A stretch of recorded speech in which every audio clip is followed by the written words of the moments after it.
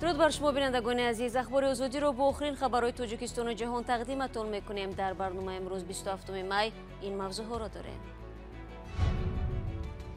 پروازها برای بردن مسافران شرکت سیورنیویتر به روسیه شروع شدند. مقامات تاجیک میگویند ببندوباری با عیب شرکت روسی به عمل آمد. همه شما را دعوت کردن در پروازهایی که اجازت ندارد دعوت کردن، باز همینجا این نادرست است.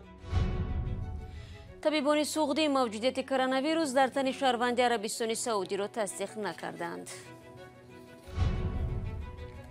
و پیروزی دونده توجی گلسومبی شریفова در توشکند به جز از مدال دیگر جایزه هم داشته است. همچنین نرمتیف بازی المپی را اجرا کردن در مسابقه 200 متر.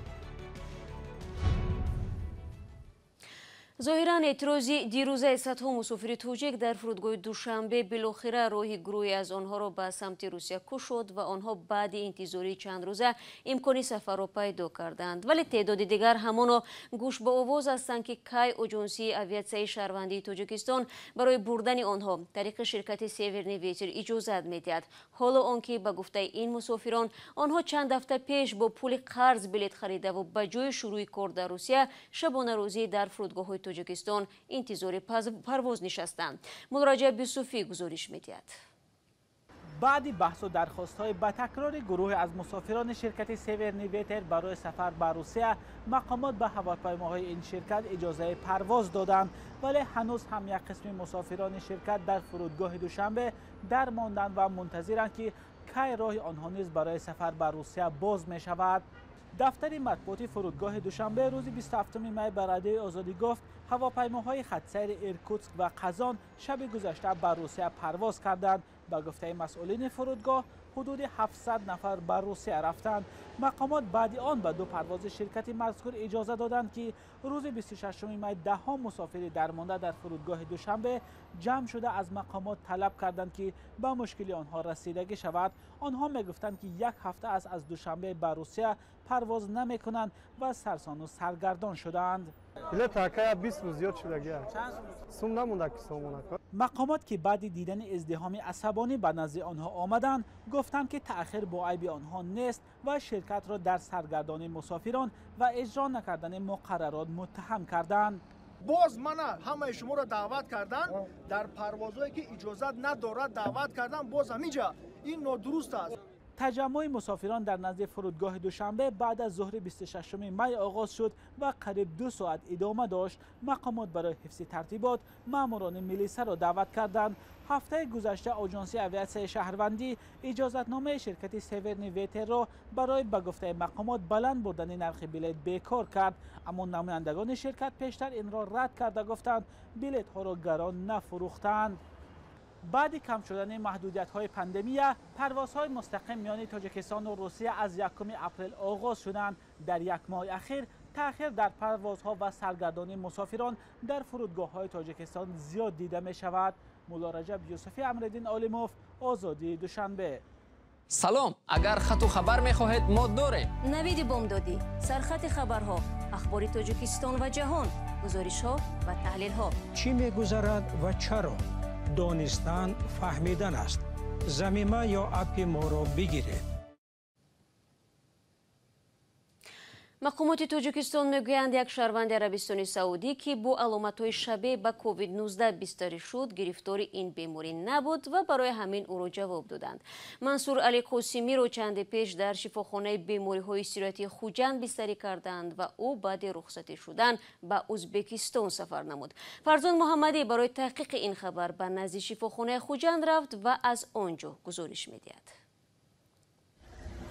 رستم بوریوف، سرطبیب بیمارخانه استراحتی در یک صحبت کوتاه تلفنی با رادیو آزادی روز 26 می گفت آخر هفته گذشته منصور علی قاسم، شهروند 47 ساله عربستان سعودی را بنابر پیدا نشدن نشانه‌های بیماری و منفی بودن تشخیص‌های با تکرار کووید 19 از حالت کرانتینه برآورده. این مهمان خارجی را پزشکان روز 17 می پس از نتیجه‌های مثبت سنجش در درمانگاه لقمان حکیم بستری کردند. ولی پس از سر و صداهای از نو پیدا شدن کرونا ویروس در سوغد، تشخیصگران از مرکز نظارت تندرستی و بهداشتی شهر دوشنبه به خوجند آمدند و گمانبران این بیماری را تشخیص کردند. натиҷаи ҳамаи озмунҳо ин бор манфӣ баромад. ба ин тартиб изҳороти вазири тандурустии тоҷикистон ки дар рӯзи аввали ин хабарҳо гуфт дар кишвар ягон мавриди гирифторӣ ба COVID-19 вуҷуд надорад, акнун бо санҷишҳои тиббӣ исбот шуд. намояндагони идораи тандурустии вилояти Суғд рӯзи 19 май тасдиқ карда буданд ки дар як ҳафтаи охир 4 нафарро дар робита бо коронавирус ва 15 каси дигарро бо аломатҳои илтиҳоби шӯш зери назорат доранд. масъулони вазорати тандурустии тоҷикистон гуфтанд, дар Душанбе 3 кас мушкили шуш доранд, аммо гирифтории онҳо ба бемории ҳамагир тасдиқ нашудааст. ин дар ҳоле аст ки дирӯз Абдумавлон Абдуллозода, сардори маркази беҳдоштии вилояти Суғд ки ҳафтаи гузашта аз бистарӣ шудани чанд нафар бо гумони коронавирус хабар дода буд, аз мақомаш барканор шуд. мақомоти тоҷикистон мегӯянд аз 10 январи имсол ба ин тараф дар кишвар ягон ҳолати гирифторӣ ба COVID-19 тасдиқ нашудааст, вале баъзе аз сокинону мутахассисон шубҳа доранд. фарзон муҳаммадӣ, радиои Озодӣ, шаҳри Хуҷанд. бинандагони азиз, дар идомаи барномаи ахбор гузоришҳои мо аз намоишгоҳи маводи ғизоӣ дар вилояти Хатлон ва пирӯзии варзишгари туҷик Гулсумбӣ Шарифова дар мусобиқаи байналмилалӣ пешкаши шумо хоҳад шуд, аммо қабл аз он ба як огаҳӣ таваҷҷӯҳ кунед.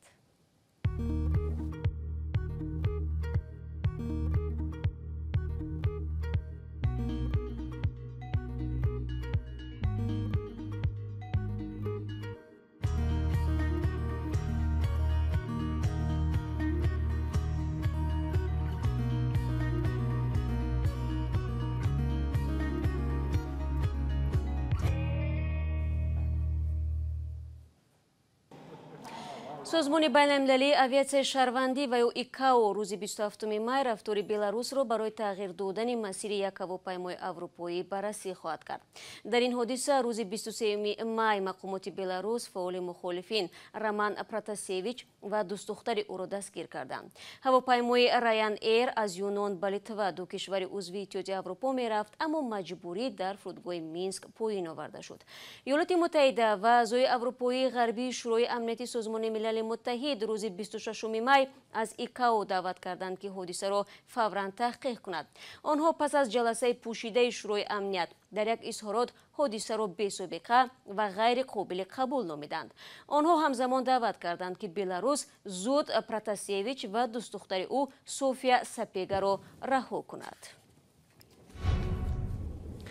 бармегардем ба Тоҷикистон. дар маркази Хатлон ки калонтарин вилояти кишоварзии Тоҷикистон аст, як намоишгоҳи оғоз ёфт. ҳадафи он содироти бештари меваву сабзавот аз ин ҷо ба хориҷаи дур ва наздик мебошад.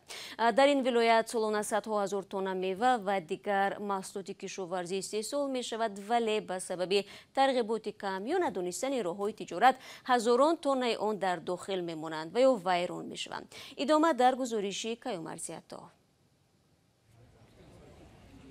намоишгоҳе барои ҷалби харидорони хориҷӣ ба молу маҳсулоти кишоварзони Хатлон ва бо ҳадафи тақвияти тиҷорату додугирифт дар тамоми Осиёи марказӣ. 25 май дар шаҳри Бохтар оғоз ёфт ва 200 ширкату тавлидгарон аз вилоятро ҷамъ овард. асали Бохтара ба ҷаҳон барои меҳмонон ки дар Торкистон асало будааст, асалои кӯҳӣ, асалои личебни. мақсади мо маърифӣ кардан. намоишгоҳи Бохтар Фуд 2021 бо мусоидати USAID оҷонси рушди байналмилалии Амрико сурат гирифт. Хатлон вилояти аслии кишоварзии Тоҷикистон аст. қариб тамоми маҳсулотҳое ки дар вилояти Хатлон парвариш меёбанд нисбати дигар минтақаҳо як сифати волотарро доро мебошанд, чунки аз ҳисоби иқлим қанно ки намуди зоҳирии хеле зебо доранд ва дар солҳои охир инчунин навъҳои хеле зиёд аз хориҷи кишвар ворид карда шуданд ки қобилияти содиротӣ доранд. содироте ки ба сабаби пандемияи COVID-19 ва манъи рафту омад байни кишварҳо дар як соли гузашта камтар шуд. صادرات به خارج حاضر نشد کمتر شد دنیا خودم و سودا شد خلاص شد صادرات نشد. USAID میگوید با وجود این محدودیت‌ها تاجرانی که سازمان با آنها کمک کرده است صادراتشان را در سال گذشته 40% زیاد کردند، از جمله به بازارهای نو. اساساً محصولات تاجیکستان به دولت‌های روسیه و قزاقستان صادر می‌شدند ва хушбахтона имрӯз бо хуб шудани муносибат бо ҷумҳурии Ӯзбекистон ба Ӯзбекистон хеле зиёд маҳсулот содир шуда истодааст ва тавассути минтақаҳои озоди иқтисодӣ имрӯз хеле зиёд маҳсулот ба Афғонистони ҳамсоя ва ҷумҳурии исломии Покистон низ содирот мешавад. Барои мисол дар соли гузашта қисми зиёди пиёзи барвақтии Тоҷикистон ва ҷумҳурии Покистон ва Қазоқистон содир карда шуд. در این نمایشگاه چند قرارداد نو از جمله قرارداد برای صادرات 1000 تن انگور به روسیه و صادرات پیاز با ارزش تقریبا 1 میلیون دلار به قزاقستان امضا شد. کشاورزی تقریبا نصف از اقتصاد تاجیکستان را تشکیل می‌دهد و 46% نیروی کاری در همین ساحه کار می‌کنند. ورزشکار توجیک گلسумбӣ Шарифова чанд рӯз пеш дар мусобиқаи байналмилалӣ дар Тошканди Ӯзбекистон меъёри олимпиро дар давидан иҷро кард. Ҳамакнун дар мавриди тасдиқи натиҷаи нишондодаи ӯ аз ҷониби Созмони ҷаҳонии варзиши сабук, ин давандаи 23 сола соҳиби рохат ба бозиҳои олимпии Токио мешавад, ки тобистони имсол доир мегардад. ҳамкори мо Нарзуллои Латиф бо ин варзишгар суҳбат кард ва нахуст дар бораи сабқати баргузоршуда дар Тошканд пурсид. من در اونجا هم در مسافه 100 متر و هم در مسافه 200 متر اشتراک نموده سزاوار مدال طلا گشتم و همچنین نرماتیف بازی المپی را اجرا کردم در مسافه 200 متر. من همچون شورای ورزش واقفم از آن که شما اول با فوتبال شغل می‌ورزیدید و همچنین عضو دسته لاستیچی دوشنبه و منتخب تاجیکستان بودید. همینطور نه؟ چرا شما با ورزش سبک گذشتید؟ در همون زادگاهی که من به وایه رسیدم فکر نمیکنم که در اونجا مشق و تمرین‌های ورزش سبک بود. از همین مثلا سبب من رو آوردم به رشته فوتبال که در ناحیه شهرتوز حتی دختران بازی نمی‌کردند.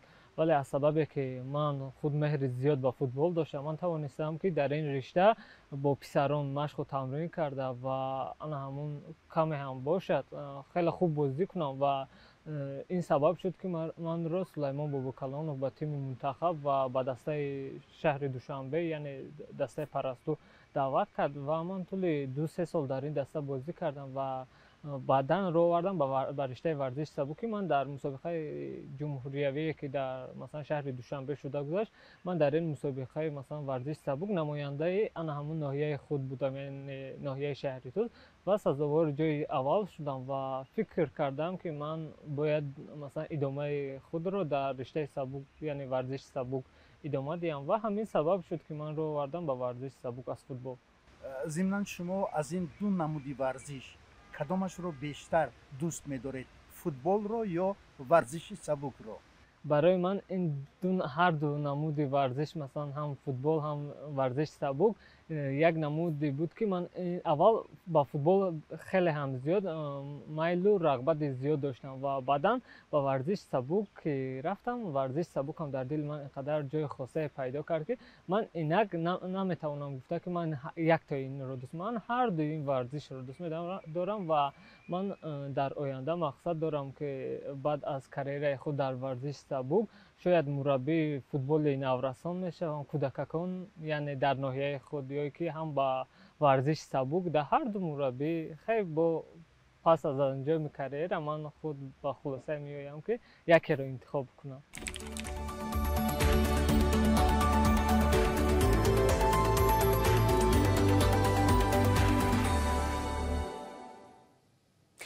ба Гулсумбӣ барор мехоҳам ва барномаи имрӯзро ба поён мебарам. Ташаккур аз шумо ки то ин лаҳза ҳамроҳи мо будед. хабаргузоришҳои дигарро чун ҳамеша метавонед дар сомонаи радиои озодӣ зер нишони cw.ozodi.org бихонед. гузоришҳои видеои мо дар озодӣ видео дар YouTube гузошта мешавад. фаромӯш накунед. фардо бо хабарҳои нав дар хизмати шумо қарор мегирем. худро эҳтиёт кунед азизон ва худо нигаҳдор.